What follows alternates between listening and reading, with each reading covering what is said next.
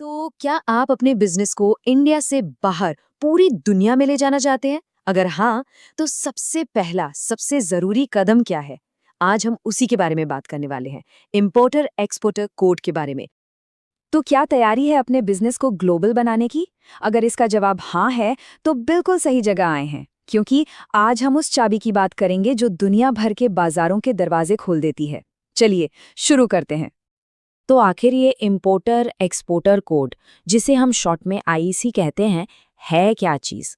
देखिए, ये एक 10 डिजिट का यूनिक कोड है जो इंडिया में इंपोर्ट एक्सपोर्ट करने वाले हर बिजनेस के लिए, मतलब हर बिजनेस के लिए एकदम जरूरी है।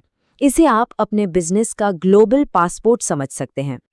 तो आज के हमारे इस सफर में हम 5 जरूरी बातों पर गौर करेंगे। सबसे पहले समझेंगे कि ये कोड ग्लोबल ट्रेड की चाबी क्यों है, फिर जानेंगे कि ये किसे किसे चाहिए, इसकी एप्लीकेशन चेकलिस्ट देखेंगे, इसके जबरदस्त फायदों के बारे में जानेंगे और आखिर में कुछ बहुत जरूरी बातें जो हमेशा याद रखनी है। तो चलिए शुरू करते हैं हमारे पहले हिस्से से। ये ग्लोबल ट्रेड की चाबी क्यों है? और एक बात समझनी बहुत जरूरी है, ये कोई ऑप्शन नहीं है, बल्कि एक ऑफिशियल रिक्वायरमेंट है। बात ना बिल्कुल सीधी और साफ है। बिना आईईसी कोड के इंडिया से किसी भी तरह का इंपोर्ट या एक्सपोर्ट करना अलाउड ही नहीं है। जी हाँ, ये रूल इतना ही सिंपल है। तो सवाल उठता है कि ये कोड देता कौन है? ये काम है directorate general of foreign trade यानी डीजीएफटी का, जो ministry of commerce and industry के अंडर आता है। और सबसे बढ़िया बात क्या है पता है?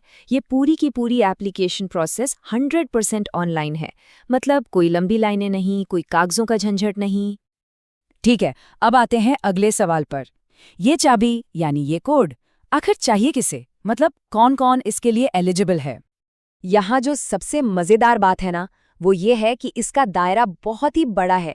मतलब कोई अकेले बिजनेस चला रहा हो, या कोई पार्टनरशिप फर्म हो, एलएलपी हो, प्राइवेट या पब्लिक कंपनी हो, कोई ट्रस्ट या एनजीओ हो, अरे यहाँ तक कि अगर कोई फ्रीलांसर अपनी सर्विसेज इंडिया के बाहर दे रहा है, तो वो भी आईईसी के लिए अप्लाई कर सकता है। हाँ, लेकिन एक बहुत जरूरी बात ये ध्यान में रखनी है, अगर कोई अपने पर्सनल यूज के लिए, मतलब बिजनेस के लिए नहीं, कुछ इंपोर्ट या एक्सपोर्ट कर रहा है, तो उसे इस नियम से छूट मिल सकती है।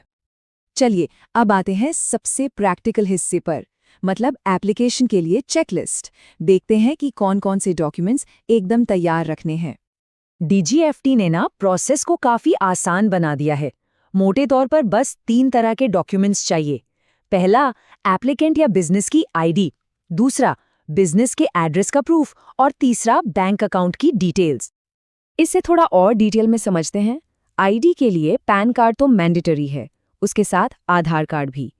एड्रेस प्रूफ के लिए बिजली का बिल चल जाएगा, या रेंट एग्रीमेंट, या सेल डीड।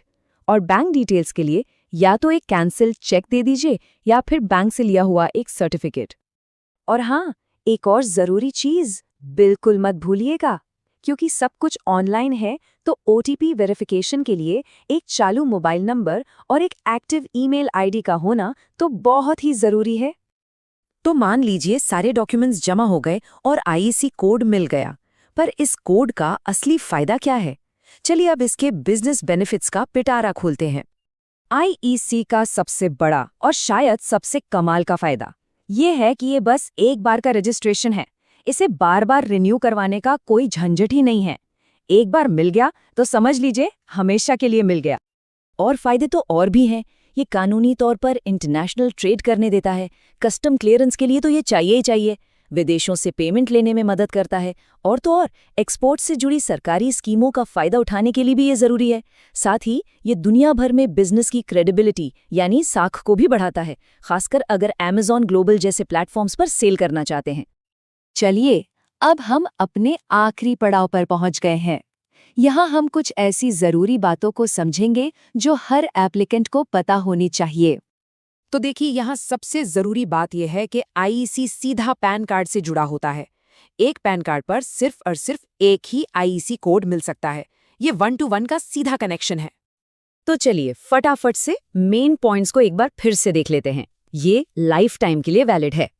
अगर बिजनेस की जानकारी में कोई भी बदलाव होता है, जैसे एड्रेस बदला या नाम बदला, तो उसे अपडेट करना जरूरी है। और जैसा कि हमने पहले भी कहा, एप्लीकेशन के लिए कोई फिजिकल डॉक्यूमेंट नहीं चाहिए, सब कुछ डिजिटल है। तो ग्लोबल मार्केट की चाबी तो अब तैयार है। ये सिर्फ एक 10 अंकों का कोड नहीं है, ये अनगिनत मौकों की दुनिया का एक दरवाज़ा है। अब सवाल ये है कि सबसे पहले कौन सा दरवाज़ा खोला जाए।